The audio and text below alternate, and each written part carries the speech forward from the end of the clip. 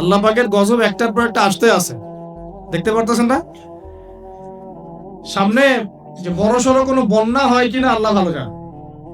বলা হচ্ছে যে একটা জলোচ্ছ্বাসের মানে ঝুঁকির মধ্যে আছে বিশ্বের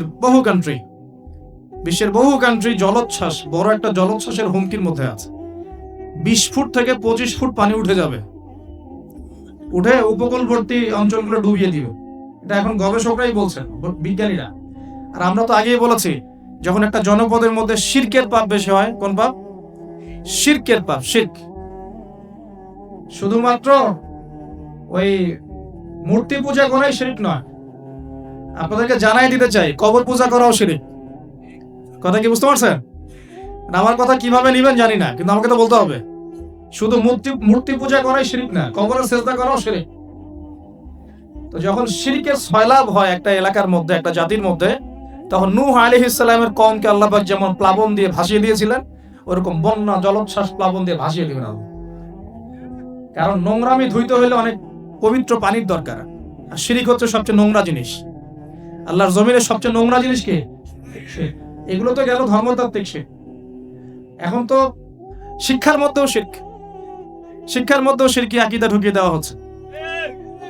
এবং এটা কোন আকীদাটা বলার তো আর প্রশ্ন আসে না, সবাই বোঝেন কোন আকীদা।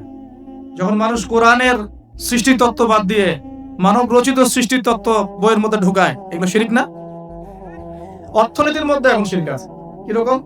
আল্লাহ পাক হালাল যে অর্থনীতি দিয়েছেন, ওটাকে বুড়া আঙ্গুল দেখিয়ে এখন সুদ ভিত্তিক অর্থনীতি চলছে সব জায়গায়। তো আল্লাহ পাকের হালালকে যে হারাম করে, এটা শিরক না? এটা সূরা তওবা পড়বেন, সূরা তওবার 31 নম্বর আয়াত। আমি রেফারেন্সে কথা বলছি, সূরা তওবার 31 নম্বর আয়াত পড়ে দেখবেন। আল্লাহ পাক বলছেন যে আল্লাহর হালালকে যদি কেউ হারাম করে নেয় আর হারামকে হালাল করে নেয়, এই যে পরিবর্তন, এই কাজটা, এটা কিন্তু শিরকি আকীদা, কুফর, শিরক। আপনি আল্লাহর হালালকে হারাম করতে পারেন না। আল্লাহ পাক একটা হারাম করেছেন, আপনি হালাল করতে পারবেন না। মানেন না ব্যক্তিগতভাবে, সেটা আলাদা বিষয়, কিন্তু অন্যের উপর ইম্পোজ করতে পারবেন না। মনে করেন আল্লাহ পাক হালাল করেছেন পর্দা, আপনি পর্দা করেন না, বুঝলাম, এটা আপনার ব্যক্তি স্বাধীনতা, কিন্তু আপনি পর্দাকে ব্যঙ্গ করতে পারবেন না। ব্যঙ্গ করলে কুফরি হয়ে যাবে। কথা বুঝতে পারছি ভাই? নিজে পালন করে না, সেটা আলাদা বিষয়। আমি পালন করি না, তার কাছে মনে হয় যে বেপর্দায় চললেই মনে হয় ভালো, নাউজুবিল্লাহ। ওর কাছে এটাই মনে হয়, ওর কাছে এটাকে মনে হয় প্রগতি, অগ্রগতি, উন্নয়ন। তো সে তার থট নিয়ে থাক। কিন্তু যদি সে বলে যে না, পর্দা সেকেলে প্রথা, এখন চলে না, ওই যুগে চলতো, এটাকে টিটকারি করে, ব্যঙ্গ করে, তাহলে কুফরি করবে, শিরক করবে। মনে করেন মদ আল্লাহ হারাম করেছেন, আর কিছু মানুষ মদ খায়, হারাম মনে করেই খায় বা হালাল মনে করেই খায়, মানে খায় আর কি। তো একজন খায়, সেটা আলাদা আলাদা পাপ। আর কেউ যখন মনে করবে যে না, আল্লাহ পাকের হালাল হারামের বিধান আমি মানি না, আল্লাহ পাকের হালাল হারামের বিধান আমি মানি না, তখন হবে শিরক আর কুফর। এমনি হচ্ছে কবিরা গুনাহ। আর যখন হালালকে হারাম করে নিবে আর হারামকে হালাল করে নিবে, তখন শিরকের পর্যায়ে চলে যাবে। এই সিস্টেম এখন চলছে না? আল্লাহ পাকের সুদ ভিত্তিক, আল্লাহ পাকের হালাল অর্থনীতি বাদ দিয়ে সারা বিশ্বে এখন সুদ ভিত্তিক অর্থনীতি চলছে না? বুঝেন না এগুলা? অর্থনৈতিক অবস্থা ভালো না। আস্তে আস্তে বিশ্বের মধ্যে ভয়াবহ অর্থনৈতিক সংকট দেখা দিবে, এবং এই সংকটটা ফেস করবে মূলত এই মধ্যবিত্ত শ্রেণী আর নিম্ন মধ্যবিত্ত শ্রেণী। খুব ধনী দেশের কোনো সমস্যা হবে না, যারা মিডল ক্লাস কান্ট্রি বা আরেকটু নিচু মানের কান্ট্রি অর্থনৈতিক দিক থেকে, এদের সামনে ভয়াবহ একটা অবস্থা ফেস করতে হবে। সময় যাইতে দেন, আস্তে আস্তে সব স্পষ্ট হয়ে যাবে, আপনারাই বুঝতে পারবেন। অলরেডি গরিব মানুষ হাহাকার করা শুরু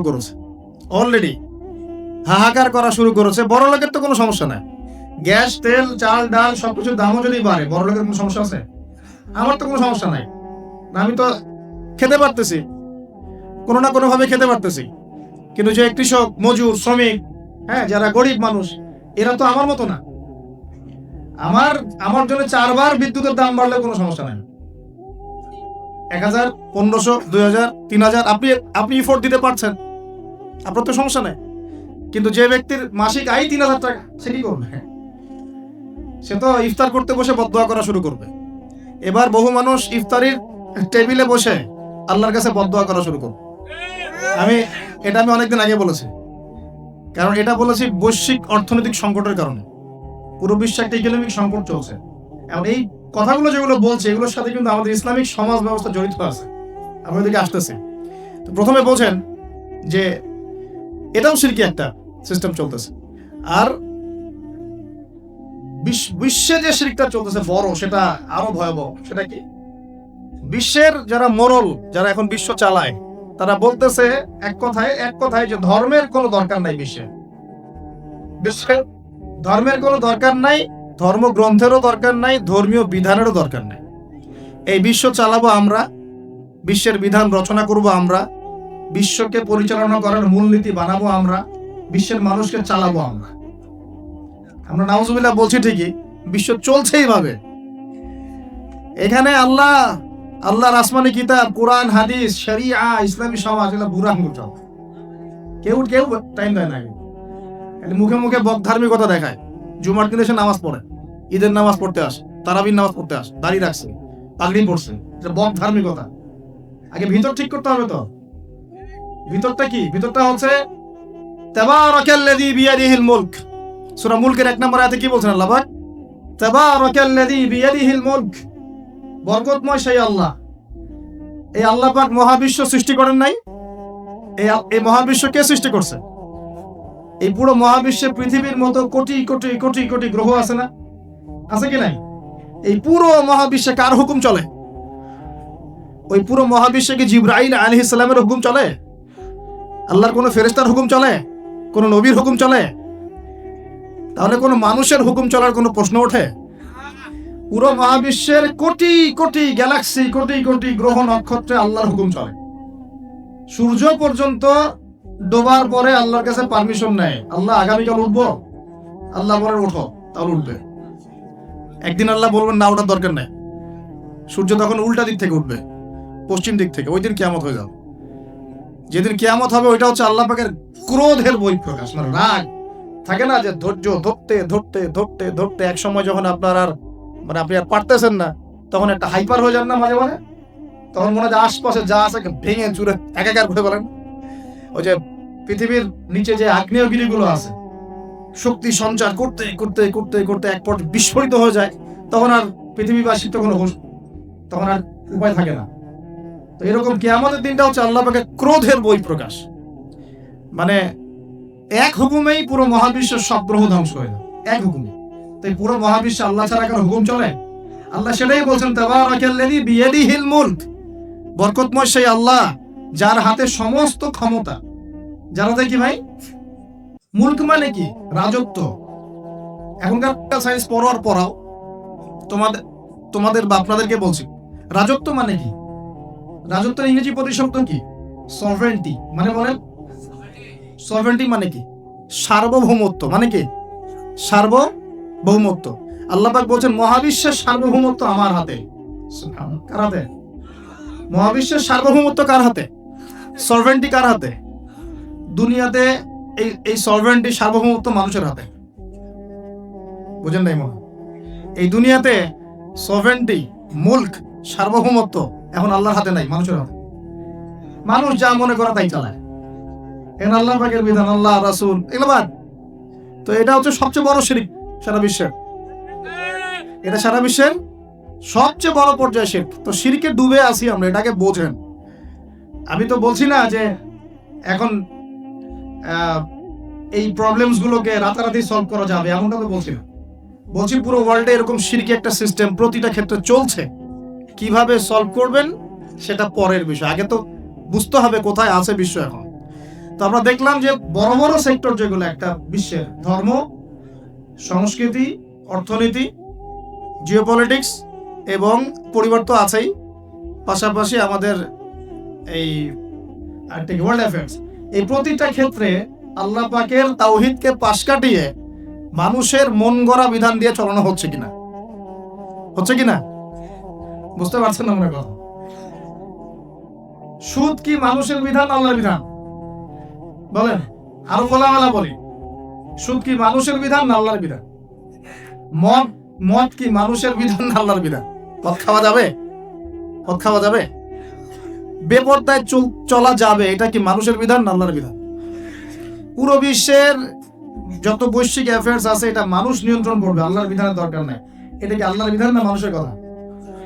তো সারা বিশ্বে এই কুফরি চলতেছে না? চলছে কি না? এখন এই বিষয়টা বোঝেন, তারপরে আপনি এই আয়াতটা বোঝেন। আল্লাহ পাক বলছেন, এখন আমি মুহাম্মদ সাল্লাল্লাহু আলাইহি ওয়াসাল্লামের কাছে এমন কিতাব দিয়েছি যে কিতাবে এই সব সমস্যার সমাধান আছে। সুবহানাল্লাহ। সমস্যাগুলো তো বুঝতে পারলেন। আল্লাহ পাক বলছেন, হে মুহাম্মদ বলেন সাল্লাল্লাহু আলাইহি ওয়াসাল্লাম, আমি তোমার কাছে এমন একটা কিতাব দিয়েছি যে কিতাবের মধ্যে প্রতিটা বিষয় আমি ব্যাখ্যা করেছি, সমাধান দিয়েছি। এটা হেদায়েত, এটা রহমত, এটা বুশরা, সুসংবাদ কাদের জন্য?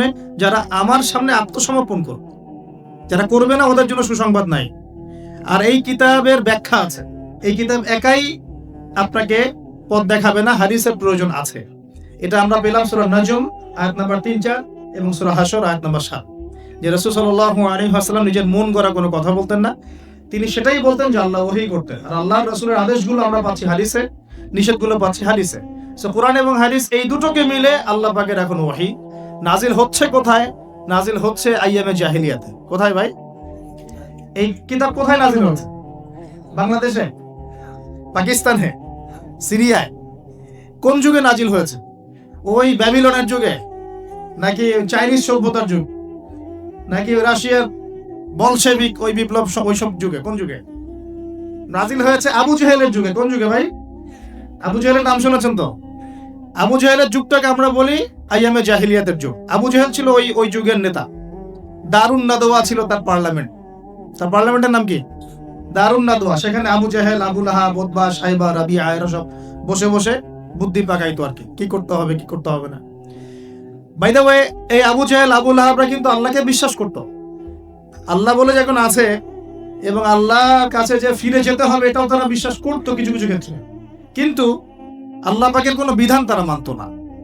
আল্লাহ পাকে পাওয়ার জন্য মাধ্যম পূজা করত। তারা কিন্তু 360টা মূর্তির পূজা এই কারণে করতো না। এই কারণে করতো না যে তারা আল্লাহকে বিশ্বাস করে না, এমন নয় বিষয়। তারা আল্লাহকে বিশ্বাস করতো, আল্লাহকে পাওয়ার মাধ্যম হিসেবে তারা এগুলোর পূজা করত। সূরা জুমার পরে, সূরা জুমারের 1, 2, 3 আয়াত পরে দেখেন আবু জেহেলদের কথা আল্লাহ বলেছেন। তারা বলতো, মা না'বুদুহুম, আমরা এই লাত উজ্জা মানাতের উপাসনা এই কারণে করি, শুধু এই কারণে করি, লিয়ুকাররিবুনা ইলাল্লাহি যুলফা, যে এই লাত উজ্জা মানাত, হবল, এই যে মূর্তিগুলো, এগুলো আমাদেরকে আল্লাহ পর্যন্ত পৌঁছে দিবে, এই কারণে করতো। ওরা কিন্তু আল্লাহকে অস্বীকার করতো না।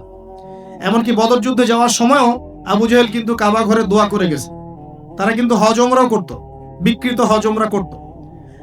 তো এটা মনে করবেন না যে আবু জেহেলরা আল্লাহকে বিশ্বাস করতো না। এবার আবু জেহেলকে চিন্তা করছেন? আবু জেহেল কেমন ব্যক্তি?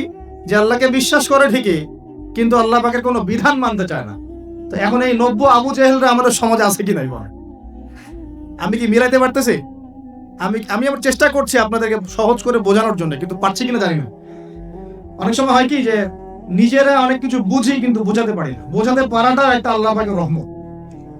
মানে কাউকে বোঝাতে পারানোটা কিন্তু আল্লাহ পাকের রহমত। অনেক সময় দেখবেন আপনি বুঝতে পারছেন অনেক কিছু, কিন্তু মানুষকে বোঝাতে পারছেন না। তা আমি চেষ্টা করছি বোঝানোর জন্য, আমি কতটুকু পারছি আমি জানি না। এই যে আবু জেহেলকে চিনতে পারলেন?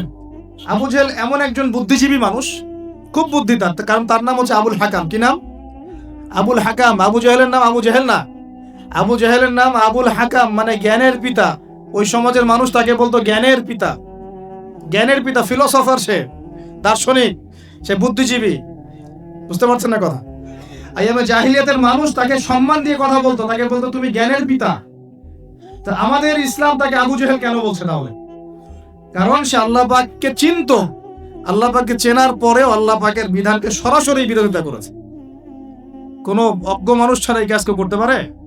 তো এখন বলেন, এরকম মানুষ সমাজে আছে কি নাই? এই 90 আবু জেহেলরা আছে না নাই? আছে রে ভাই, আছে, আছে না? এরকম মানুষও পৃথিবীতে সমাজে আছে। তো এখন বলেন, আবু জেহেলদের যুগে আল্লাহ পাক কুরআন হাদিস নাজিল করলেন কেন? কি প্রয়োজন ছিল? উত্তর, আবু জেহেলদের যুগের মধ্যে বর্তমান সময়ের মতো শিরক ছিল। কি ছিল ভাই? আবু জেহেলদের যুগে বর্তমান সময়ের মতো সুদ ছিল, সুদ। আবু জেহেলদের যুগে বর্তমান সময়ের মতো মাদক ছিল। আবু জেহেলদের যুগে বর্তমান সময়ের মতো মেয়েদের প্রতি এই বর্বর আচরণ ছিল, মানে নারীর অবমাননা ছিল। বরং আমি বলি, আমি খোলামেলাই বলি, আবু জেহেলের যুগ থেকে এই যুগে নারীর অবমাননা আরো বেশি। আবু জেহেলের যুগে এত ধর্ষণ হয় নাই।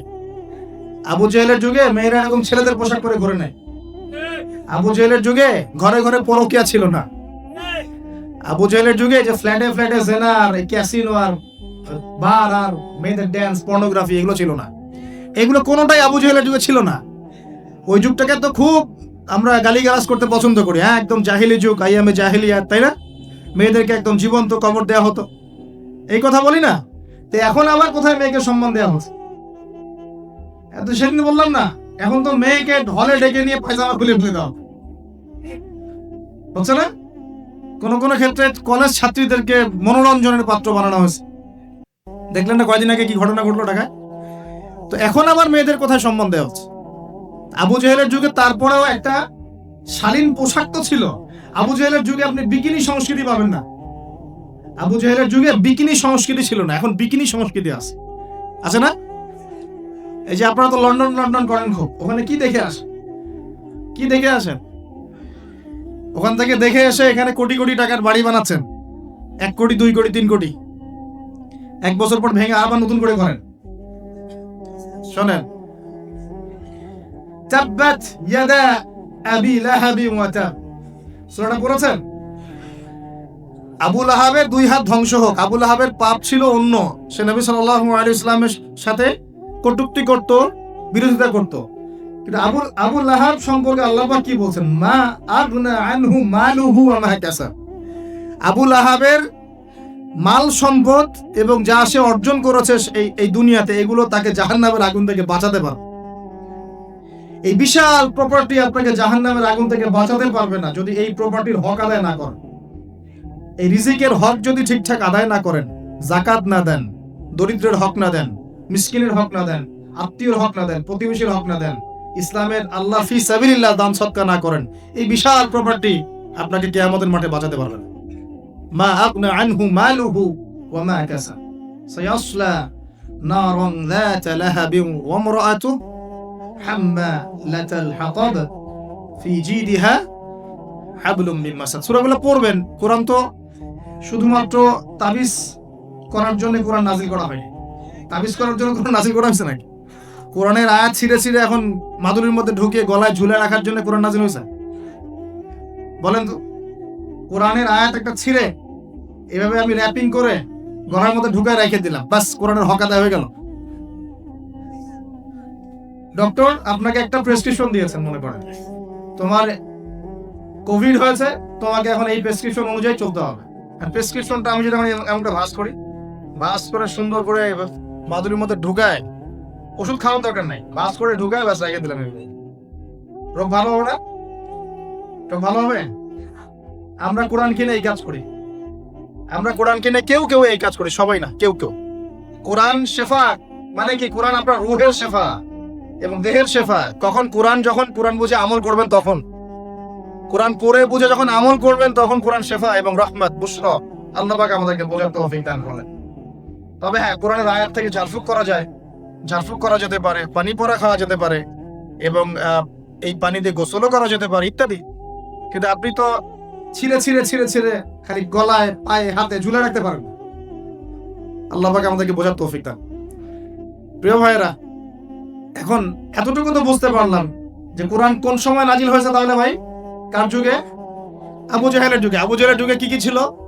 এখনকার মতো শিরক ছিল, এখনকার মতো সুদ ছিল, এখনকার মতো মাদক ছিল, এখনকার মতো মেয়েদের অপমাননা ছিল, আরো একটা ছিল এখনকার মতো যে গোত্রীয় হানাহানি। দেখেন না এখন হানাহানি, মারামারি, রাহাজানি বিশ্বে বিশ্বে, দেশে দেশে, দলে দলে, এই পলিটিক্যাল দল ওই পলিটিক্যাল দলে, আবার এই ধর্মীয় দল এই ধর্মীয় দলে, এই যে হানাহানি, গোত্রীয় হানাহানি, এই হানাহানি ছিল আইয়ামে জাহিলিয়াতের একটা বড় নিদর্শন।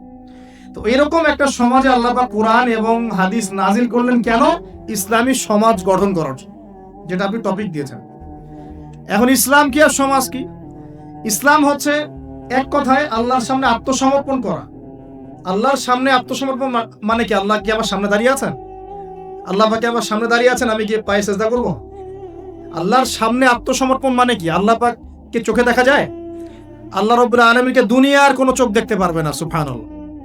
হ্যাঁ, জান্নাতে যারা যাবে তারা আল্লাহকে দেখতে পারবে ইনশাআল্লাহ। আর ইনশাআল্লাহ আমরা আশা করি আমরা সেই কাতারভুক্ত হব ইনশাআল্লাহ। একদিন না একদিন আমরা আল্লাহকে দেখবো ইনশাআল্লাহ। নবীজিকে আয়েশা রাদিয়াল্লাহু আনহা বলছিলেন, আল্লাহ পাককে কিভাবে দেখবে মানুষ ইয়া রাসূলুল্লাহ সাল্লাল্লাহু আলাইহি ওয়াসাল্লাম? তিনি বলছেন যে তোমরা পূর্ণিমার চাঁদ দেখতে তোমাদের কোনো অসুবিধা হয়? তখন সাহাবীরা বলছেন না, পূর্ণিমার চাঁদ তো আমরা জাজল্যমান দেখতে পারি। ঠিক এভাবেই তোমরা আল্লাহকে দেখবে ইনশাআল্লাহ। এটা হবে জান্নাতের সবচেয়ে বড় নিয়ামত। জান্নাতের সবচেয়ে বড় নিয়ামত হচ্ছে আল্লাহর দর্শন, দিদার। তো এই দুনিয়ার চোখ আল্লাহকে দেখবে না, তাহলে আল্লাহ পাক কিভাবে আমাদের সাথে যোগাযোগ করবেন?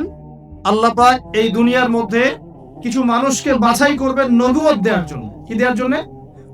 নবুয়ত। যে মানুষদের সাথে আল্লাহ পাক যোগাযোগ করবেন আল্লাহর ওহীর মধ্য দিয়ে। কিসের মাধ্যমে? ওহীটা কি সরাসরি নেমে আসবে না কেউ নিয়ে আসবে? এখন কেউ নিয়ে আসবে, কে নিয়ে আসবে? তার নাম হচ্ছে জিবরাইল আলাইহিস সালাম। কি নাম? আল্লাহ রব্বুল আলামিন জিবরাইল আলাইহির জন্য নবুয়ত। যে মানুষদের সাথে আল্লাহ পাক যোগাযোগ করবেন আল্লাহর ওহীর মধ্য দিয়ে। কিসের মাধ্যমে? ওহীটা কি সরাসরি নেমে আসবে না কেউ নিয়ে আসবে? এখন কেউ নিয়ে আসবে, কে নিয়ে আসবে? তার নাম হচ্ছে জিবরাইল আলাইহিস সালাম। কি নাম? আল্লাহ রব্বুল আলামিন জিবরাইল আলাইহিস সালামের মাধ্যমে কোরআন সুন্নাহর এই ওহী সর্বশেষ নবী মুহাম্মদ সাল্লাল্লাহু আলাইহি ওয়াসাল্লামের কলবে ওহী করেছেন। খুশি হন নাই? কোন যুগে ওহী করেছেন? আবু জেহেলের যুগে। কোন যুগে? যে যুগটার সাথে আমাদের যুগের মিল আছে। আচ্ছা, এখন আল্লাহ পাক বলেছেন এর সামনে তোমরা মাথা নত করো। মাথা নত মানে কি? জাস্ট মাথাটা নত করে দেওয়া? মাথা নত মানে নিজের ইচ্ছাকে সঁপে দাও। নিজের ইচ্ছাকে সঁপে দাও। মন চাচ্ছে আমি নামাজ পড়বো না, আল্লাহ বলছেন পড়তে হবে, এর নাম সঁপে দেওয়া। মন চাচ্ছে আমি একটু মদ খাই, আল্লাহ বলেছেন খাওয়া যাবে না, হারাম, এর নাম সঁপে দেওয়া। মন চাচ্ছে একটা মেয়ের সাথে একটু কি করি, ডেটিং করি, একটা মেয়েকে নিয়ে ফুর্তি করি, আল্লাহ বলছেন জেনা করা যাবে না, এর নাম সঁপে দেওয়া। মন চাচ্ছে ভরপেট খাই রমজান মাসে, আল্লাহ বলছেন না, রমজান মাসে খাওয়া যাবে না, রোজা রাখি, এর নাম সঁপে দেওয়া। মন চাচ্ছে সম্পদের পাহাড় গর্ব, কাউকে কিছু দিব না, আল্লাহ বলছেন না, নেশাব হয়ে গেলে যাকাত দেওয়া লাগবে, এটা হলো সঁপে দেওয়া। সঁপে দেওয়া মানে কি? আল্লাহ পাকের বিধিবিধানের সামনে নিজের ইচ্ছাকে আত্মসমর্পণ করা। আল্লাহ যা বলেছেন আমি তাই করব, যা ছেড়ে দিতে বলেছেন ছেড়ে দিব, দ্যাটস অল। এর নাম ইসলাম। ইসলাম হলো এই বিষয়টার নাম, নিজের ইচ্ছাটাকে আল্লাহ পাকের বিধানের সামনে আত্মসমর্পণ করে দাও। আমরা অনেকেই বলি ইসলাম মানে কি? শান্তি। এই যে শান্তি, এই শান্তি ব্যাখ্যা দিয়ে দিয়ে কি করা হয়েছে জানেন? ওই যে বদর, উহুদ, খন্দক, খায়বার, হুনাইন, মুতা, এইসব ইতিহাসগুলোকে সরিয়ে দেওয়া হয়েছে। ইসলাম মানে তো শান্তি। ইসলাম শান্তির সাথে আবার এইসবের কি সম্পর্ক? শান্তির সাথে মোতাব যুদ্ধের কি সম্পর্ক? যুক্তি দিচ্ছে শান্তির সাথে বদর যুদ্ধের আদর্শের কি সম্পর্ক? ইসলাম মানে তো শান্তি। ইসলাম মানে শান্তি কখন? ইসলাম মানে হলো আত্মসমর্পণ। যখন একজন মানুষ নিজের ইচ্ছাকে আল্লাহর সামনে সঁপে দিবে, এর মধ্য দিয়ে সে শান্তি অর্জন করবে। মানে নিজের ইচ্ছাকে আল্লাহর সামনে সঁপে দিলে পরে শান্তি পাওয়া যায়। কারণ আমি তো জানি না যে আমার জন্য কোনটা ভালো কোনটা মন্দ। কে ভালো জানে? যিনি আমাকে সৃষ্টি করেছেন। মনে করেন আপনি একটা মোবাইল ফোন বানিয়েছেন, আপনি এটার মেকার বা ক্রিয়েটর। এখন আপনার চেয়ে কি কেউ ভালো জানে এই ফোনের মধ্যে কি আছে? বলেন। একটা কম্পিউটার ফাংশন করেছেন, একটা সফটওয়্যার তৈরি করেছেন, একটা অ্যাপস তৈরি করেছেন। আপনার চেয়ে কি কেউ ভালো জানবে এই অ্যাপস কি কাজ করতে পারে, এই সফটওয়্যার কি কাজ করতে পারে, এই কম্পিউটারের ফাংশন কি? এখন আল্লাহ পাক পুরো মহাবিশ্ব সৃষ্টি করেছেন, আমাদেরকেও সৃষ্টি করেছেন। এখন আমাদের জন্য কোনটা ভালো, কোনটা খারাপ, কোনটা হক, কোনটা বাতিল, কোনটা ন্যায়, কোনটা অন্যায়, কোনটা করলে আমরা দুনিয়ায় ভালো থাকবো, পরকালে ভালো থাকবো, এটা কি আল্লাহ পাকের চেয়ে ভালো কেউ জানবে? এই সহজ কথাটা বুঝতে এত সমস্যা কিসে? যদি আল্লাহ বলে কেউ থেকে থাকেন, তাহলে তিনি যদি আমাকে সৃষ্টি করে থাকেন, তাহলে তিনি তো ভালো বুঝবেন আমার জন্য কোনটা ভালো কোনটা খারাপ। এখন তিনি যেগুলো ভালো বলেছেন সেগুলো কোরআনে নাজিল করেছেন, যেগুলো খারাপ বলেছেন সেগুলোও কোরআনে নাজিল করেছেন। তিনি তার রাসূলের মাধ্যমে আমাদেরকে জানিয়েছেন কোন কোন বিষয়গুলো ভালো আর কোন কোনগুলো খারাপ। এখন এগুলো যখন প্রমাণ হয়ে যাবে, মেনে নিতে কোনো সমস্যা, মানতে কোনো আপত্তি আছে ভাই? এই মেনে নেওয়ার নাম হলো ইসলাম। মেনে নেওয়ার নাম কি ভাই? ইসলাম। এখন দ্বিতীয় প্রশ্ন হচ্ছে, ইসলাম কি পরিপূর্ণ না অসম্পূর্ণ? উত্তর হচ্ছে আল্লাহ পাক সূরা মাইদার 3 নম্বর আয়াতে বলছেন। কত নম্বর আয়াত? সূরা মাইদার 3 নম্বর আয়াতে আল্লাহ পাক বলছেন যে আল ইয়াউমা আকমালতু লাকুম দীনাকুম, আজকে আমি দ্বীন ইসলামকে একদম পরিপূর্ণ করে দিলাম। ওয়া আতমামতু আলাইকুম নি'মাতি, তোমাদের উপর আমার নিয়ামতকে পূর্ণতা দিলাম। ওয়া রাদিতু লাকুমুল ইসলাম দীনান, তোমাদের উপরে দ্বীন ইসলামকে মনোনীত করে আমি আল্লাহ সন্তুষ্ট হয়ে গেলাম। তাহলে এই আয়াত থেকে কি বোঝা গেল? ইসলাম পরিপূর্ণ না অসম্পূর্ণ? পরিপূর্ণ মানে আমরা কি বুঝি? কিছু অংশ আছে, কিছু নাই, কিছু কিছু হেদায়েত আছে, কিছু কিছু নাই, কিছু কিছু বিষয়ের সমাধান আছে, কিছু কিছু নাই, নাকি জগতের সমস্ত বিষয়ের সমাধান আছে? কোনটা? এই কথাটাই আগে হজম করতে হবে যে কোরআন সুন্নাহ ভিত্তিক এই ইসলামের মধ্যে পৃথিবীর সমস্ত সমস্যার সমাধান আছে। এর সামনে আত্মসমর্পণ করলে পরে আপনি হবেন মুসলিম, তার আগে হবেন না। আমার কথা কি বোঝাতে পারছি? এরপরে আপনি মুসলিম হবেন। এখন যদি কেউ অস্বীকার করে সে কি হবে? যদি কেউ পুরোপুরি অস্বীকার করে, না কোরআন সুন্নাহ সবকিছু নাই, আমি মানি না, তাহলে হবে সে কাফের। কি হবে? কাফের। কেউ যদি এগুলোর সাথে আল্লাহকে অংশীদার সাব্যস্ত করে সে কি হবে? সে হবে মুশরিক। কেউ যদি বলে, আমি বলে না, মনে মনে অস্বীকার করে কিন্তু মুখে মুখে বলে হ্যাঁ মানি, এমন মানুষ নাই? মুখে মুখে বলে হ্যাঁ মানি মানি মানি সবই মানি, আর মনে মনে অস্বীকার করে, ইসলামের বিরুদ্ধে কাজ করে ভিতরে ভিতরে। এই মানুষগুলোকে কি বলা হয়? মুনাফিক। আরেক শ্রেণী আছে যারা স্বীকার করে নেয় যে হ্যাঁ এগুলোই ঠিক, কিন্তু চলতে পথে, আল্লাহর পথে চলতে গিয়ে লিপ্ত হয়, তখন এদেরকে আমরা বলি ফাসেক বা জালেম। আমার কথা কি বুঝতে পারছেন? 5টা শ্রেণীর মানুষ আপনাকে দেখাই দিলাম ইসলাম কেন্দ্রিক। কেউ শিরিক করে হচ্ছে মুশরিক, কেউ অস্বীকার করে হচ্ছে কাফের, কেউ মুখে স্বীকার করছে মনে স্বীকার করছে না, হচ্ছে মুনাফিক, কেউ স্বীকার করে পথ চলতে গিয়ে কবিরা গুনাহ করছে, কবিরা গুনাহ, তখন সে জালেম হচ্ছে বা ফাসেক হচ্ছে। আর কেউ পরিপূর্ণরূপে আত্মসমর্পণ করে আমলে প্রমাণ করে সে মুমিন মুসলিম হচ্ছে। আল্লাহ পাক আমাদেরকে এই মুমিন মুসলিম হওয়ার তৌফিক দান করুন। এখন এই হলো ইসলাম। ইসলামী সমাজ কি? ইসলামী ডিস্টার্ব করেন না প্লিজ। ইসলামিক সমাজ কি জিনিস? ইসলাম কি শুধু ব্যক্তি জীবনে পালন করারই ধর্ম বা জীবন? আচ্ছা, ধর্ম না জীবন ব্যবস্থা, এটাও তো জানতে হবে নাকি? ধর্ম আর জীবন ব্যবস্থার মধ্যে পার্থক্য কি? আল্লাহ পাক ইসলামকে কি বলেছেন? দিন আল ইসলাম। দিন কি বলেছেন? দিন। দিন শব্দটা কি? আল্লাহ পাক বলছেন ইন্না দীনা ইনদাল্লাহিল ইসলাম। সূরা আলে ইমরান আয়াত নাম্বার 19। সূরা আলে ইমরান আয়াত নাম্বার 19 আল্লাহ পাক বলছেন ইন্না দীনা ইনদাল্লাহিল ইসলাম। আল্লাহর কাছে ইসলাম কি? একমাত্র দিন। আরবি শব্দটা বলেন দিন। কবরে প্রশ্ন কি করা হবে? মা দিনুকা, মা দিনুকা। প্রথমে মান রব্বুক, তারপরে মা দিনুকা। তাহলে ধর্ম বা ইসলাম এটাকে কি শব্দে ব্যবহার করা হচ্ছে কোরআনে? দিন। এই দিন শব্দের মানে কি আমি আপনাকে শর্ট করে বুঝাই দিচ্ছি। কোরআনে দিন শব্দ আসছে 2 রকম। কয় রকম? 2 রকম। একই বানান, একদম একই বানানেই 2 রকম দিন শব্দ আছে। একটা হচ্ছে মালিকি ইয়াউমিদ্দিন, পড়ে না সূরা ফাতিহায় মালিকি ইয়াউমিদ্দিন। এই যে এখানে দিন, এই দিন শব্দের যে বানান আর ইন্না দীনা ইনদাল্লাহিল ইসলাম, এই দিনের যে বানান একদমই সেম। আবার আম্পারা অন্য সূরা আছে ওয়া মা আদরাকা মা ইয়াউমুদ্দিন সুম্মা মা আদরাকা মা ইয়াউমুদ্দিন। এই যে দিন শব্দ, এগুলোর বানান কিন্তু সেম। পার্থক্য কোথায়? এই দিনের 2টো অর্থ হয়। কয়টা অর্থ হয়? একটা অর্থ হচ্ছে মালিকি ইয়াউমিদ্দিন বলতে আল্লাহ পাক বোঝান কিয়ামত দিবস। কিয়ামত দিবস মানে যেদিন আমাদের বিচার করা হবে, এই দিবসটাকে বোঝাতে আল্লাহ পাক দিন শব্দ ইউজ করেছেন। আবার এই রিলিজিয়ন ইসলামকে বোঝাতেও দিন শব্দ ইউজ করেছেন। এখানে দিন শব্দ হলো জীবন ব্যবস্থা। জীবন কি ভাই? ব্যবস্থা। এখন জীবন ব্যবস্থা মানে কি? জীবন ব্যবস্থা মানে কি যে জীবনের কিছু অংশের হেদায়েত পাওয়া যাচ্ছে, বাকি অংশে পাওয়া যাচ্ছে না, বিষয়টা কি এমন? নাকি জীবন ব্যবস্থা মানে জীবনের প্রতিটা ক্ষেত্রে সমাধান আছে এমন? বলেন, উত্তর দেন। আল্লাহ পাক বলছেন ওয়া মা ইয়াবতাগি গায়রাল ইসলামি দীনান ফালা ইউকবালা মিন। কেউ যদি ইসলাম ছাড়া অন্য কোনো জীবন ব্যবস্থা তালাশ করে তার কাছ থেকে কিছুই কবুল করা হবে না। আল্লাহ আবার বলছেন যে আল ইয়াউমা আকমালতু লাকুম দীনাকুম, এই দিনটাকে আমি কামিল করেছি, পরিপূর্ণ করেছি। আল্লাহ পাক নিজেই বলছেন এই দিন আমার কাছে গ্রহণযোগ্য। আল্লাহ নিজেই বলছেন এই দিনটাকে আমি কামেল করেছি, পরিপূর্ণ করেছি। আল্লাহ নিজেই বলছেন এই দিন বাদ দিয়ে অন্য দিন কবুল হবে না। তাহলে এই দিন কি অসম্পূর্ণ থাকতে পারে? নিঃসন্দেহে এটা পরিপূর্ণ। পরিপূর্ণ মানে কি? ওই যে প্রথমে একটা আয়াত তেলাওয়াত করেছিলাম সূরা নাহল আয়াত নাম্বার 89। আল্লাহ বলেছেন তিবিয়ানান লিকুল্লি শাই। কোরআন সুন্নাহয় আমি সব ব্যাখ্যা করেছি। আরো একটা দলিল দিয়ে দেই, সূরা কাহফ আয়াত নাম্বার 54। কত নম্বর আয়াত ভাই? এগুলো বাসায় গিয়ে চেক করে দেখেন। বাসায় কিন্তু পড়াশোনা কইরেন, না হলে শুধু শুনবেন এক কান দিয়ে বেরো যাওয়ার আর কান দিয়ে। আর রেফারেন্স চেক করে যদি দেখেন সব ঠিক আছে, তখন মেনে নেওয়ার চেষ্টা করেন। আমি আগে বলছি না যে মারার দরকার আছে, আমি এখন বলছি মারার দরকার নাই। বাসায় গিয়ে আগে চেক করবেন, যদি দেখেন হ্যাঁ সব কথা ঠিক আছে, তারপরে মারার চেষ্টা করুন। আল্লাহ পাক তৌফিক দান করুন।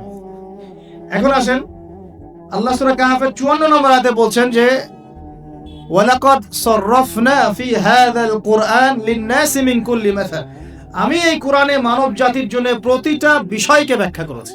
এবার আরো স্পষ্ট হয়ে গেল, ইসলাম, কোরআন এবং সুন্নায় এমন কোনো বিষয় নাই যা নাই। এই হলো পরিপূর্ণ জীবন ব্যবস্থা। জীবন ব্যবস্থার কয়টা দিক থাকে? সহজ করে বলছি 6টা দিক। কয়টা দিক? জীবন ব্যবস্থা মানে আপনার ধর্মীয় জীবন আছে। ধর্মীয় জীবন কি একটু বোঝেন এখানে? ধর্মীয় জীবন মানে এখানে আপনি নামাজ, রোজা, হজ, যাকাত, তাসবিহ, তাহলিল, জিকির, আজগার এই কাজগুলো করেন, এগুলো আপনার ধর্মীয় কাজ, ঠিক আছে? আচ্ছা, একটা জীবন হলো আপনার পারিবারিক জীবন। পারিবারিক জীবনে আমরা বিয়ে, শাদী, সন্তান প্রতিপালন, স্ত্রীদের হক আদায়, মা বাবা, ভাই বোন ইত্যাদি, এই যে পুরো একটা পরিবার বন্ড, এই যে সিলাতুর রাহিম, আত্মীয়তার রক্তের সম্পর্ক, এটা আপনি রক্ষা করেন। এটা হলো আপনার পারিবারিক লাইফ। 2 নাম্বার। 3 নাম্বার হচ্ছে আপনার একটা সাংস্কৃতিক জীবন আছে, মানে আপনি কি সংস্কৃতি ফলো করবেন, কোন কালচার ফলো করবেন, এটা একটা জীবন আছে। 4 নাম্বার হচ্ছে আপনার ইকোনমিক লাইফ, আপনার অর্থনৈতিক জীবন। এখানে আপনি ব্যবসা বাণিজ্য, চাকরি বাকরি, মুআমালাত, এই বিষয়গুলো করবেন। 5 নাম্বার আপনার পলিটিক্যাল লাইফ, যেখানে আপনি আল্লাহ পাকের খলিফার দায়িত্ব পালন করবেন। আর 6 নাম্বার হচ্ছে গ্লোবাল অ্যাফেয়ার্স, মানে আপনি পুরো ওয়ার্ল্ডকে ডিল করবেন কিভাবে, যদি আপনি রাষ্ট্রের প্রধান হন বা আপনার রাষ্ট্রের দায়িত্ব থাকে। তো এই 6টা বিষয়কে নিয়ে মোটামুটি ভাবে আমাদের এই জীবন। এর বাইরে কি জীবনের কোনো ক্ষেত্র আছে নাকি? বুঝেন নাই মনে হয়? ধর্ম আমাদের জীবন না, অর্থনীতি আমাদের জীবন না, পরিবার আমাদের জীবন না, আমাদের সংস্কৃতি, আমাদের রাজনীতি, সমাজ এবং বিশ্ব, এর বাইরে কিছু আছে নাকি? এই হলো দুনিয়া। এর বাইরে পরকাল আছে। এর বাইরে কি? পরকাল। ওই পরকালে তো মুক্তির জন্যই কোরআন, সুন্নাহ এবং ইসলাম, নাকি?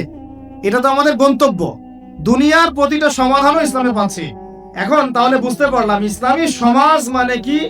ইসলামী সমাজ মানে যে সমাজে শুধুমাত্র কোরআন এবং সুন্নাহ চলে, অন্য কিছু চলে না। কথা কি ক্লিয়ার হচ্ছে না? বুঝাতে পারছি না? আচ্ছা, একটু নড়াচড়া কম করেন।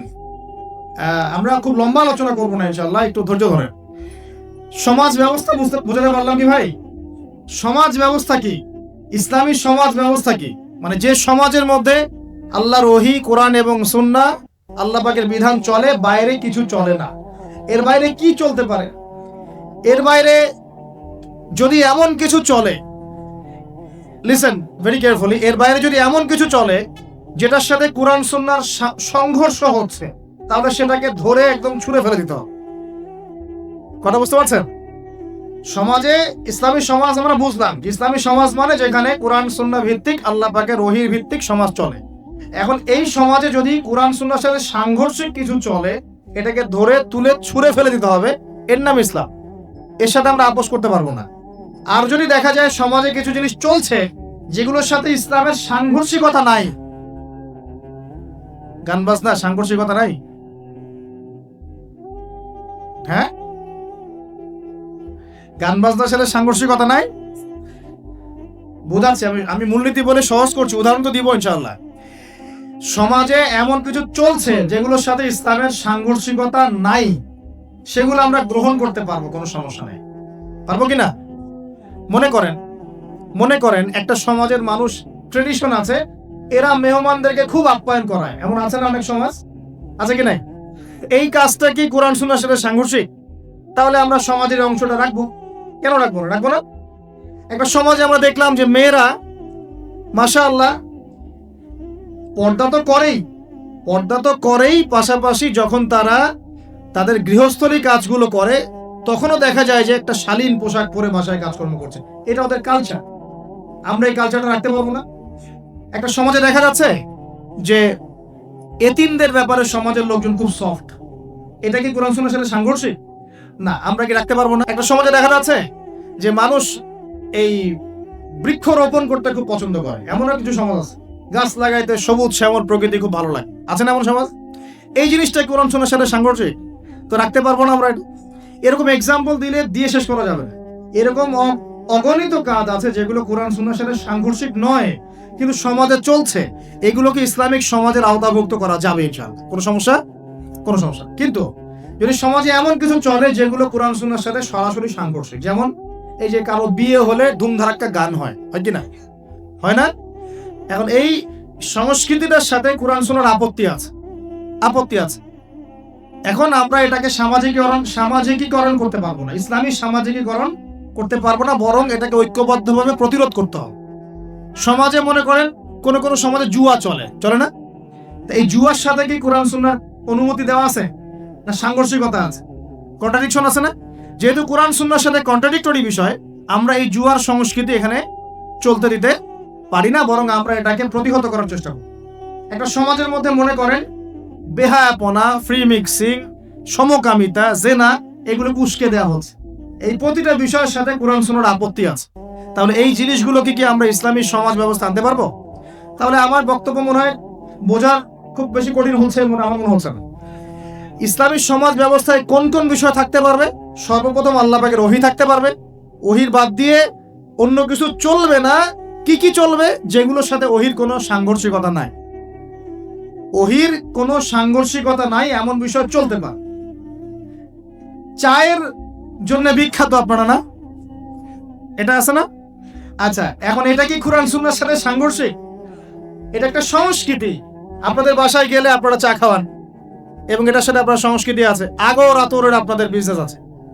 এই জিনিসটা কি কোরআন সুন্নাহর সাথে সাংঘর্ষিক? বাংলাদেশের অন্য কোনো সমাজে কি আগর আতর এরকম ভাবে আছে? আপনাদের সমাজে আছে। এটা কিন্তু কোরআন সুন্নাহর সাথে সাংঘর্ষিক নয়। তাহলে আমি এটাকে অবশ্যই ইসলামাইজড করতে পারবো। চায়ের ব্যাপারটা আমি ইসলামাইজড করতে পারবো। কিন্তু যদি একটা সমাজে দেখেন, ঢাকার মতো শহরে গিয়ে দেখলেন মেয়েরা ছেলের পোশাক পরে ঘুরে বেড়াচ্ছে, এখন এই জিনিসটাকে কি আপনি ইসলামের আওতায় আনতে পারবেন? এই হলো ইসলামী সমাজ, মানে যেখানে আল্লাহর ওহী চলে, অন্য কিছু চলে না। হ্যাঁ, কি চলতে পারে? ওহীর সাথে সাংঘর্ষিক বিষয় নাই এমন বিষয় চলতে পারে, কোনো সমস্যা না। সেটা রাজনীতিতেও চলতে পারে, সেটা সমাজেও চলতে পারে, সেটা অর্থনীতিতেও চলতে পারে, সেটা আমাদের সংস্কৃতিতে চলতে পারে, সেটা আমার পরিবার ধর্মেও চলবে ইনশাআল্লাহ। মানে প্রতিটা ক্ষেত্রেই চলতে পারবে যদি কোরআন সুন্নাহর সাথে সাংঘর্ষিক না হয়। আল্লাহ পাক আমাদেরকে বোঝার তৌফিক দান। এখানে কিন্তু প্রযুক্তি অন্তর্ভুক্ত হতে পারে। প্রযুক্তি যেমন এক সময় নবী সাল্লাল্লাহু আলাইহি ওয়াসাল্লামের যুগে ছিল ঘোড়া এবং গাধা, তাই না? উট, ঘোড়া, গাধা, এগুলোর উপরে তারা যুদ্ধ করেছে। এখন দেখা যায় যে মিসাইল, রকেট লঞ্চার, হ্যাঁ, পারমাণবিক ওয়েপন্স, সভ্যতা চেঞ্জ হয়েছে এবং টেকনোলজি চেঞ্জ হয়েছে। এখন কি এটা কি কোরআন সুন্নাহর সাথে সাংঘর্ষিক হলো? এটা প্রযুক্তিগত বিষয়গুলোকে আমরা অবশ্যই সামাজিকীকরণ করতে পারবো, কোনো সমস্যা। মিডিয়া, এই মিডিয়ার মধ্য দিয়ে ইসলাম প্রচার করা যাবে কিনা? যাবে। তাহলে মিডিয়াকে আমরা সামাজিকীকরণ করতে পারবো যদি আমরা এটাকে সঠিকভাবে ব্যবহার করতে পারি। এই বিষয়গুলো আমরা মাথায় রাখবো। কিন্তু যখন মিডিয়ার মধ্য দিয়ে আপনি ভুল তথ্য প্রচার করবেন তখন পারবেন না। আবার যখন ওই পারমাণবিক ওয়েপন্স আপনি মাজলুমের উপর ফেলে দিবেন তখন সেটা আপনি অ্যাপ্লাই করতে পারবেন না। তো বস্তুবাদী বিষয়গুলো আমরা নিব, কোনগুলো? যেগুলো আমরা ইসলামিক ভাবে ইউজ করতে পারি, অনইসলামিক ইউজিং না হয়, অন্যের হক নষ্ট না হয়, বা আল্লাহর দ্বীনের কোনো ক্ষতি না হয়, ইনশাআল্লাহ তাআলা সেক্ষেত্রে আমরা এগুলোকে গ্রহণ করতে পারবো। ইসলামী সমাজ আমরা বুঝলাম, ইসলাম কি এক কথায় বুঝলাম, এবং ইসলাম কোন যুগে নাজিল হয়েছে এটাও বুঝলাম। ওই যুগের সাথে আমাদের বর্তমান সময়ের যে মিল আছে এটাও বুঝলাম। এখন ওই যুগটা চেঞ্জ করেছিলেন কারা? উত্তর, নবী সাল্লাল্লাহু আলাইহি ওয়াসাল্লাম নিজে, এবং তার সাথে ছিলেন সাহাবীরা, এবং সাহাবীদের মধ্যে বেশিরভাগ সাহাবী ছিলেন যুবক। সুবহানাল্লাহ। ওমর যুবক ছিলেন না বুড়া ছিলেন? হামজা যুবক ছিলেন না বৃদ্ধ ছিলেন? হুযাইফা যুবক না বৃদ্ধ ছিলেন? উসমান রাদিয়াল্লাহু আনহু তখন যুবক ছিলেন না বৃদ্ধ ছিলেন? জাফর ইবনে আবি তালেব, আলী ইবনে আবি তালেব, বেলাল ইবনে রাবাহ, আব্দুর রহমান বিন আউফ, যায়েদ ইবনে হারেসা, আব্দুল্লাহ বিন মাসউদ, নাম জানা না জানা অসংখ্য সাহাবী, বেশিরভাগ যুবক ছিলেন না বৃদ্ধ ছিলেন? নবী সাল্লাল্লাহু আলাইহি ওয়াসাল্লাম কাদেরকে নিয়ে সমাজটা পরিবর্তন করলেন? যুবকরা একটু মনোযোগ দেন, এই অংশটুকু আপনাদের জন্য স্পেশাল। এখান থেকে ফিনিশিং এর দিকে যাবো ইনশাআল্লাহ। তো নবী সাল্লাল্লাহু আলাইহি ওয়াসাল্লাম কাদেরকে নিয়ে ওই আবু জেহেলের সমাজ পরিবর্তন করলেন বলেন? এবং কি হাতে নিয়ে করলেন? আল্লাহর ওহী, মানে কোরআন এবং হাদিস। এটাকে শুধু মুখে মুখে আমল করে বলেছেন না, নিজে আমল করে দেখিয়েছেন, নিজে বিশ্বাস করেছেন স্বীকৃতি দিয়েছেন, আমল করেও দেখিয়েছেন, মানুষকে দাওয়াতও এখন একা একা করেছেন না সবাইকে নিয়ে করেছেন। তার মানে ইউনিটি লাগবে। কি লাগবে ভাই? একা একা পারা। খাদিজা রাদিয়াল্লাহু আনহা তাকে বুকে আগলে রেখেছিলেন।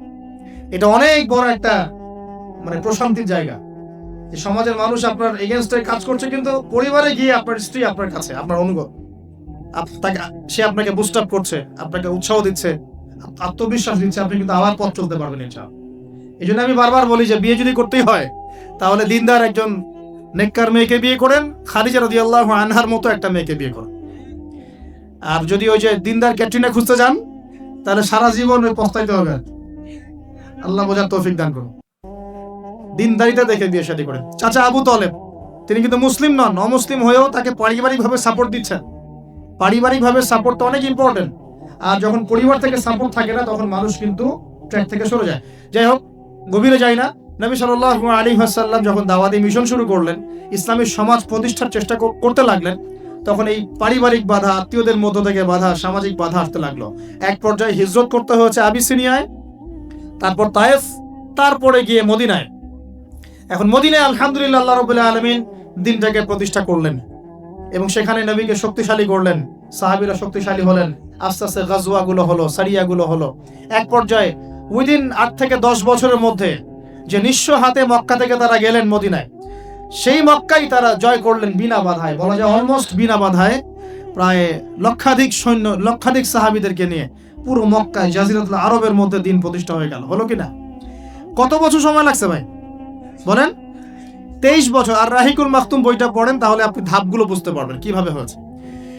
আমি পয়েন্ট আউট করছি যে কোন কোন পয়েন্টের দিকে তারা বেশি ফোকাস করেছে, কোন কোন কাজগুলো তারা বেশি করেছেন, এবং যুবকদেরকে দিয়েই কাজগুলো করানো হয়েছে। এবং এই কাজগুলো যদি আজকেও বাংলার যুব সমাজ করতে পারে, ইনশাআল্লাহ 23 বছর লাগবে না আমাদের, ইনশাআল্লাহ 23 বছর লাগবে না ইনশাআল্লাহ। কারণ আল্লাহ পাক তো তার নবীর মাধ্যমে জানিয়েছেন যে আখিরুজ জামানে আস্তে আস্তে কি হতে যাচ্ছে সামনে। আগে তো এটা জানা ছিল না যে তখন কি হবে। এখন তো আমরা জানি যে সামনে কি হতে যাচ্ছে। আমরা তো জানি যে ইসলাম কায়েম হচ্ছে সামনে ইনশাআল্লাহ। এটা লেখা হয়ে গেছে। তো আপনি হতাশ হচ্ছেন কেন?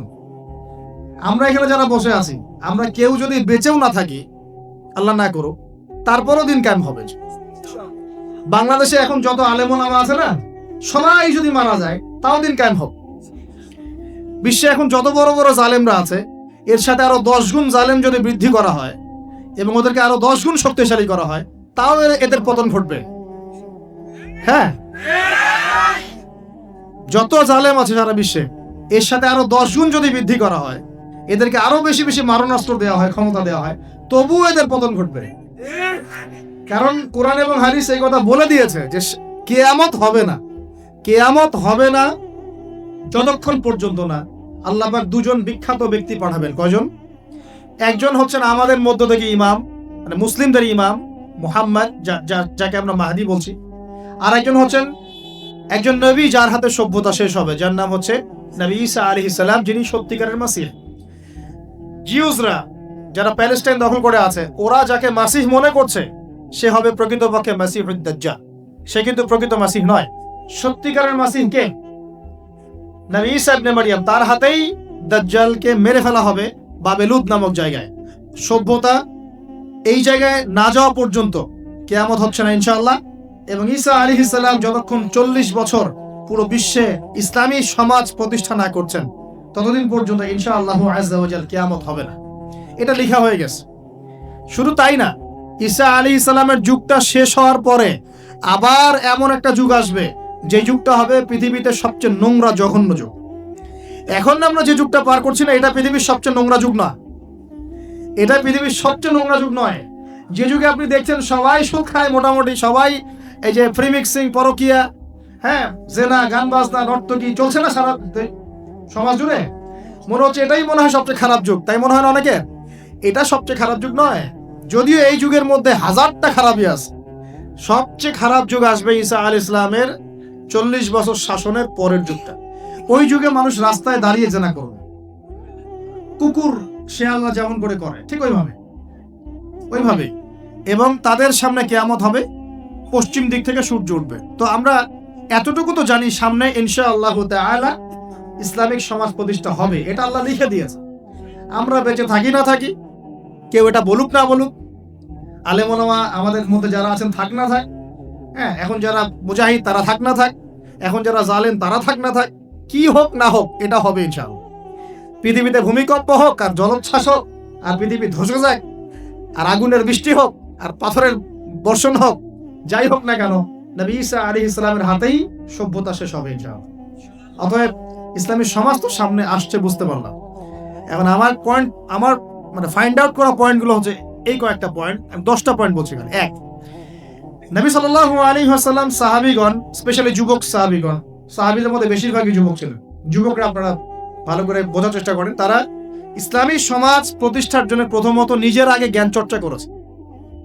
কি করেছেন ভাই? নিজেরা আগে কোরআন হাদিসের জ্ঞান চর্চা করেছে। যত বড় বড় লেকচার দেন, নারায়ে তাকবীর আল্লাহু আকবার স্লোগান তোলেন, আইওয়াজ শোডাউন যাই করেন, জ্ঞান চর্চা না করা পর্যন্ত দিন প্রতিষ্ঠা হবে না। জ্ঞান চর্চা করতে হবে। রাজি আছি ইনশাআল্লাহ ভাই? আমরা রাজি আছি ইনশাআল্লাহ যে আমরা আল্লাহ পাকের কোরআন এবং নবীর সুন্নতের জ্ঞান অর্জন করবো ইনশাআল্লাহ।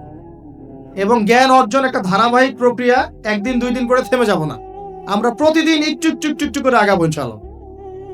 একটা রুটিন ফিক্স করে নেবেন, ডেইলি 1 ঘন্টা করে আপনি পড়াশোনা করার চেষ্টা করেন। আমি অনেক লেকচারে কিছু সিলেবাস বলেছি, আপনাকে কোরআন পড়তে হবে, আরবি ভাষা শিখতে হবে, হাদিসের কিতাবগুলো পড়বেন, ইতিহাস, ইসলামের ইতিহাস পড়বেন, ইসলামিক অর্থনীতির বইগুলো পড়বেন, বড় বড় রিনাউন্ড ওলামায়ে কেরামদের বইগুলো পড়বেন, সিরাত পড়বেন, আকীদার বই পড়বেন, ফিকহের কিছু বই পড়বেন।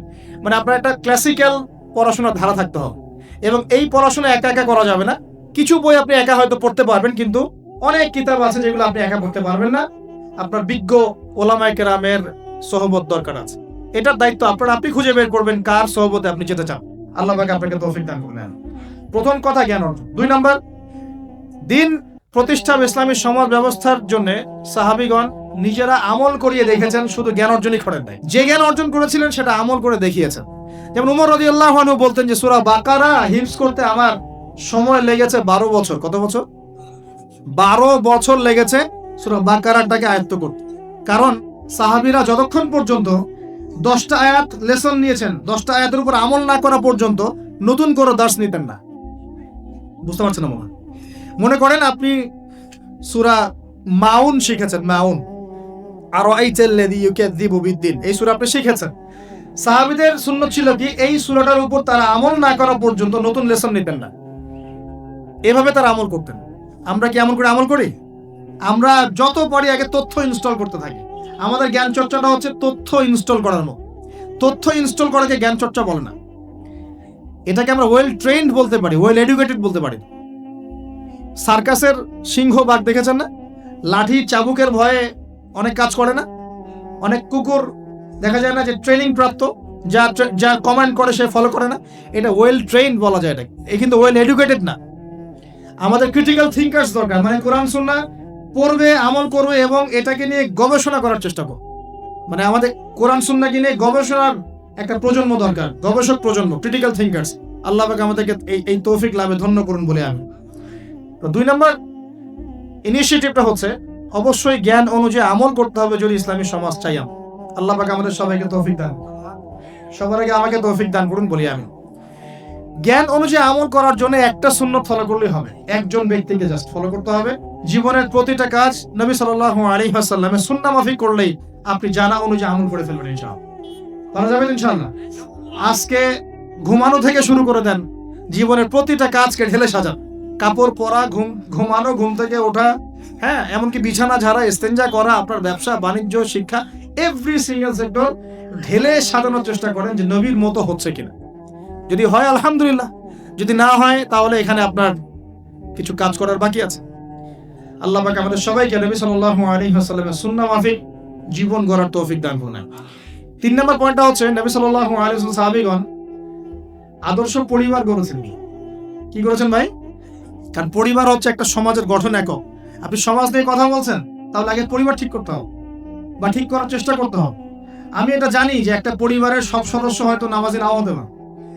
নূহ আলাইহিস সালামের স্ত্রী যখন ঈমান নিয়ে আসে নাই, লূত আলাইহিস সালামের স্ত্রী যখন ঈমান নিয়ে আসে নাই, আদম আলাইহিস সালামের সন্তান কাবিল যখন জাহান্নামে যাচ্ছে, আবার ফেরাউনের ঘর থেকে যেমন আসিয়া জান্নাতে যাচ্ছে, তার মানে পরিবারের সবাই যে একরকম হবে নট নেসেসারি।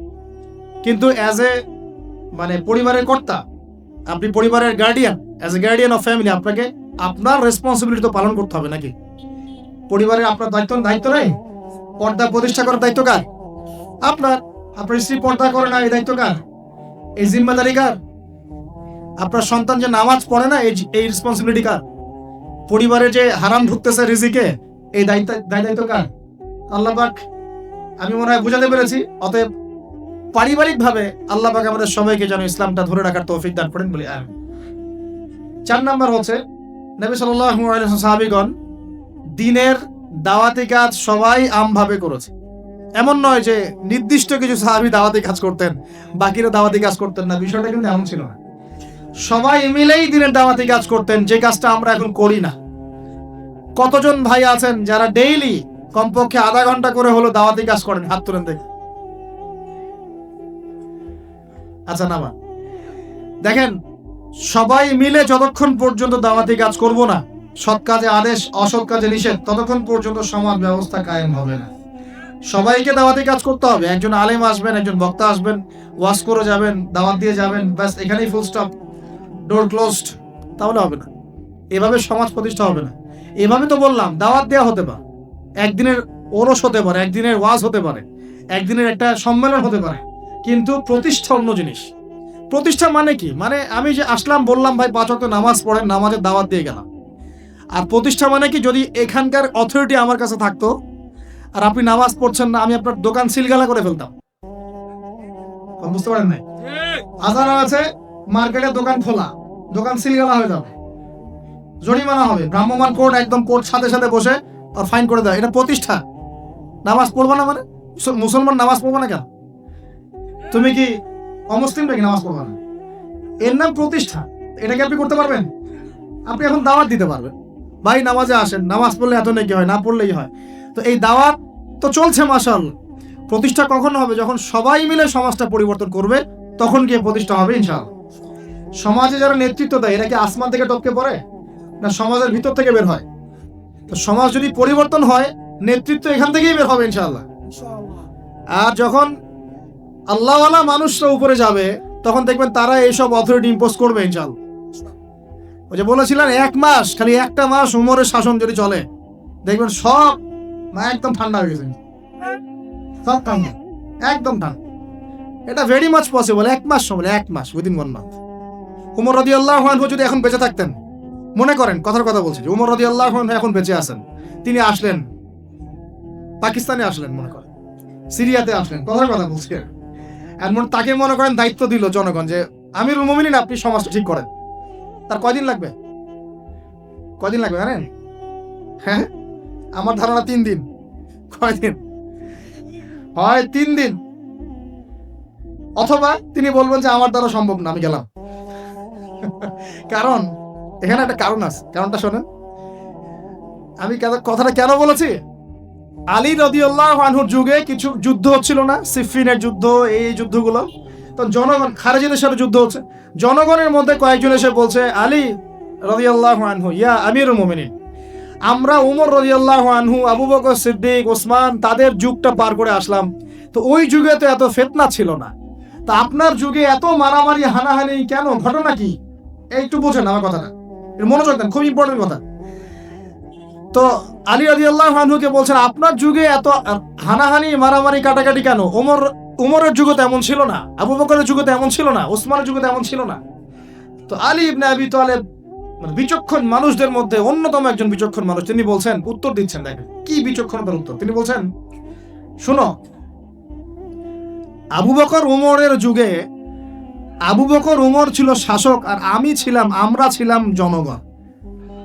আবু বকর উমরের যুগে আবু বকর, উমর, ওসমান ছিল শাসক, আর আমি আলী আর আমার মতো মানুষটা ছিল জনগণ। আর আমার যুগে আমি হচ্ছি শাসক, আর তোমরা হচ্ছে আমার জনগণ। কথা বুঝলেন? বুঝতে পারেন নাই? মানে আলী রাদিয়াল্লাহু আনহুর যুগে যে জনগণরা আছে, তারা আবু বকর, উমর রাদিয়াল্লাহু আনহুর যুগের জনগণের মতো নন। এই কারণে আলী রাদিয়াল্লাহু আনহুর সমস্যা ফেস করতে হচ্ছে। তো এটাই বলছিলাম, যখন সবাই বলছে আমি সুদ খাবো, সবাই বলছে যে পর্নোগ্রাফি দেওয়া হোক, মদ চলুক, ব্যাপারটা আমি চলুক, হ্যাঁ জুয়া চলুক, আর আমি বেচারা একা একা বসে যদি বলি না এগুলো সব হারাম, তা আমাকে তো পিঠা এখান থেকে সরাই দিবে মন, তাই না বিষয়টা? তার মানে সমাজের মানুষকে পরিবর্তন করতে হবে, আল্লাহ পাকে এটা বোঝার তৌফিক দেন। মানুষ যখন পরিবর্তন হবে ইনশাআল্লাহ, তখন দেখবেন এখান থেকে যোগ্য নেতৃত্ব উঠে আসবে। এভাবেই সমাজটা প্রতিষ্ঠা হবে ইনশাআল্লাহ আযজা ওয়া জাল্লা। আল্লাহ পাক আমাদেরকে তৌফিক এনায়েত করুন। আর কয়েকটা পয়েন্ট আমি একটু থরলি বলে শেষ করছি। 6 নাম্বার, সাহাবীরা কোনোদিনও হারাম খান নাই। কি খান নাই ভাই? মানে অর্থনৈতিক জীবনে কোনোভাবেই হারামে সম্পৃক্ত হওয়া যাবে না যদি ইসলামী সমাজ চাও। ঠিক আছে ভাই? 7 নাম্বার, অনইসলামিক কোন সংস্কৃতির আশপাশেও যাওয়া যাবে না। ইসলামী সমাজ চান, অনইসলামিক সংস্কৃতি পরিপূর্ণভাবে বর্জন করতে হবে। আল্লাহ পাক তৌফিক দান করুন। 8 নাম্বার, সমাজের একটা বড় অংশ হচ্ছে মেয়ে মানুষ। সমাজের একটা বড় অংশ কি? এদেরকে অ্যাভয়েড করে সমাজে দিন কায়েম হবে। এই মেয়েদের মধ্যে দিনের দাওয়াতি কাজ বাড়াতে হবে এবং মেয়েদেরকে পর্দায় নিয়ে আসতে হবে। এই দায়িত্ব প্রত্যেক পরিবারের কর্তা। পরিবারের কর্তা ঠিক হয়ে যান, সমাজ ঠিক হয়ে যাবে ইনশাআল্লাহ। আপনার মেয়ে বেপর্দায় বের হতে পারবে না, বের হলে ভাত বন্ধ। আপনার স্ত্রী বেপর্দায় চলতে পারবে না, চললে ভাত বন্ধ। যদি বলে আমি বেপর্দায় চলবো, তোমার ভাত খাবো না, সুন্দর মতো বসে তালাক দিয়ে রেখে দিবেন, যাও, ভাত খাওয়ার দরকার নাই, আমার ভাত খাওয়ার দরকার নাই। তোমার বেপর্দায় চলতে খুব ভালো লাগে, যাও চলো, সমস্যা নেই। আপনি ঝগড়াঝাড়িতে যাবেন না, দাওয়াত দিবেন, নসিহত করবেন, ওয়াজ করবেন। যদি দেখেন বুঝাইতে বুঝাইতে বুঝাইতে বুঝাইতে কোনোই কাজ হচ্ছে না, ও যে আসহাবুল কাহফের হেদায়েত আছে, ঠিক আছে বাবা তুমি তোমার রাস্তায় চলো, আমি আমার রাস্তায় আল্লাহর সাথে চললাম। ইব্রাহিম আলাইহিস সালাম কি বলছেন? ইন্নী যাহিবুন ইলা রাব্বি সায়াহদিন। মনের মধ্যে কত শূন্যতা দেখেন, তিনি বলছেন ইন্নী যাহিবুন ইলা রাব্বি সায়াহদিন। পরিবার তাড়িয়ে দিয়েছে, বাবা তাড়িয়ে দিয়েছে, সাথে কেউ নাই, কেউ নাই সাথে, একা। ইব্রাহিম আলাইহিস সালাম একা। আল্লাহ পাক বলছেন ইব্রাহিম একাই একটা উম্মত, ইব্রাহিম একাই একটা উম্মত। তিনি বলছেন আমি চললাম একাই আমার রবের পথে, তিনি আমাকে পথ দেখাবেন। এত বড় কথা। এই জন্যই তো ইব্রাহিম আলাইহিস সালামের এত সম্মান। নবীগণের পিতা তিনি, সমস্ত নবীগণের দেখা যায় পিতা তিনি, আবুল আম্বিয়া বলা হয়। কত চমৎকার বালাগাত দেখেন। ইন্নী যাহিবুন ইলা রাব্বি সায়াহদিন, আমি একাই চললাম আমার রবের পথে, তিনি আমাকে পথ দেখাবেন। পাশে কেউ নাই, ভেঙে পড়বেন না, একাই চলবেন, কোনো সমস্যা নাই। তো এই যে বলছিলাম, পরিবারের লোক পরিবারে বোঝান, দাওয়াত দেন, সব ঠিক আছে। যদি দেখা যায় যে অনইসলামিক বিষয়ে চলতে ওদের খুব ভালো লাগে, ইসলামিক বিষয় মানতে খুবই আপত্তি, তখন আপনি আপনার রাস্তায় চলেন, তাকে তার রাস্তায় ছেড়ে দেন। ঝগড়া ছেড়ে দেবেন, জ্ঞান কেচালে যায় না, বাবা তুই তোর রাস্তায় চল, আমি আমার রাস্তায় চল। তারপরে সন্তান। 9 নম্বর হচ্ছে আমাদের সমাজের একটা বড় অংশ হচ্ছে আমাদের এই যে ছোট ছোট বাচ্চা কাচ্চা সন্তান। আগামী প্রজন্মকে অবশ্যই ইসলামী শিক্ষায় শিক্ষিত করতে হবে, না হলে সমাজ কায়েম করা যাবে না। এই দায়িত্ব এখন আপনাদের সবার। আমি শুরু পয়েন্টটা বলে গেলাম। আর সর্বশেষ 10 নম্বর পয়েন্টটা হচ্ছে এই যুব সমাজের চরিত্রটাকে পবিত্র রাখতে হবে। এটা এত গুরুত্ব দিয়ে কেন বললাম? কারণ যুবকরা হচ্ছে সমাজ পরিবর্তনের হাতিয়ার, এবং যুবকদের চরিত্র যদি একবার নষ্ট হয়ে যায়, পর্নোগ্রাফিতে আসক্ত হয়ে যায়, বা মাদকে আসক্ত হয়ে যায়, বা মেয়ের পিছনে যদি সময় নষ্ট করা শুরু করে, হ্যাঁ এই যে গুন্ডাগার্দি করে, এই যে পাবজি টাবজি ফ্রি ফায়ার হাবিজাবি এগুলোর মধ্যে ঢুকে পড়ে, ওর লক্ষ্য থেকে বিচ্যুত হয়ে যায়, তখন এই সমাজটাকে দিয়ে আপনি আসলে কোনো কাজ নিতে পারবেন না। এই কারণে এদেরকে একটা আধ্যাত্মিক প্রশিক্ষণের মধ্যে নিয়ে আসতে হবে। নামাজ, তেলাওয়াত, জিকির, হ্যাঁ আলেম ওলামা সহবত, ধারাবাহিকতা রক্ষা করা, প্রয়োজনে ভালো কিছু সামাজিক কাজের মধ্যে তাদেরকে নিয়োজিত রেখে তাদের এই যৌবনটাকে আল্লাহর পথে কাটিয়ে দেওয়ার প্রয়াস নেয়ার চেষ্টা করতে হবে। আল্লাহ পাক আমাদের সবাইকে এই তৌফিক দান করুন। আমি আর যুবক ভাইদেরকে বলবো যে চরিত্রই সবচেয়ে ইম্পর্টেন্ট জিনিস আপনার এখন এই জীবনটার। চরিত্র যদি নষ্ট হয়ে যায়, আপনি কোনো অবস্থাতেই আল্লাহর কাছে পার পাবেন না। প্রিয় ভাইরা, চরিত্র হেফাজত করেন। আর কয়েকটা বিষয় আপনাদের, মাদক আল্লাহর রাস্তায় খায়েন না, মাদকের ধার কাছে যাবেন না। সিগারেটটাকে অনেকে মাদক মনে করেন না, আমি বলছি এটাও একটা মাদক। সিগারেটের কাছে যাবেন না। মেয়ে নিয়ে সময় নষ্ট করবেন না। কি কারণে আমি বলছি? এই কারণে যে এই পৃথিবীতে এখন যে পৃথিবীটা এখন চলছে, এই পৃথিবীতে বিশ্বাস বলতে আসলে কিছু নাই। মানে বিশ্বাস খুবই প্রেসিয়াস, এটাকে সস্তা করে দিয়েন না। মানে যখনই আপনি কাউকে অন্ধভাবে বিশ্বাস করা শুরু করবেন, তখন আপনি কষ্ট পাবেন। তো হালাল ভাবে চরিত্র হেফাজত করে রাখেন, আল্লাহ পাক আপনাকে ইনশাআল্লাহ নেককার স্ত্রী দিবেন ইনশাআল্লাহ। এই পথগুলো সব শয়তানের পথ, আপনাকে শয়তানের দিকে নিয়ে যাওয়ার চেষ্টা করা হচ্ছে, যাতে আপনি আপনার জীবনের গন্তব্যটা ভুলে যান। আপনাকে আল্লাহ দুনিয়া পাঠিয়েছেন তার ইবাদত করার জন্য, আল্লাহর জমিনে আল্লাহর দিন প্রতিষ্ঠা করার জন্য। আল্লাহ পাক আমাদের সবাইকে আল্লাহ পাকের জমিনে আল্লাহর দিন প্রতিষ্ঠার যে গ্রহণযোগ্য কর্মপন্থা এগুলো বাস্তবায়ন করার তৌফিক দান করুন, বলি আমিন।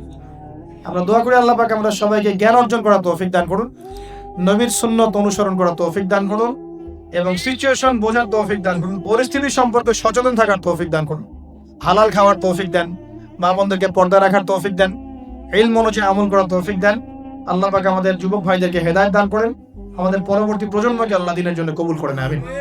এবং সবাইকে দিন ইসলামের দাওয়াতি কাজ করার তৌফিক আল্লাহ পাক দান করেন, সকলে বলে আমিন। আকুলু কওলি হাযা আস্তাগফিরুল্লাহ লি ওয়া লাকুম ওয়া লিসাইরিল মুসলিমিন। বারাকাল্লাহু লানা ওয়া লাকুম বিল আয়াতিল হাকীম ইন্নাহু তাআলা জাওয়াদুন কারীম ওয়া রাউফুর রহিম।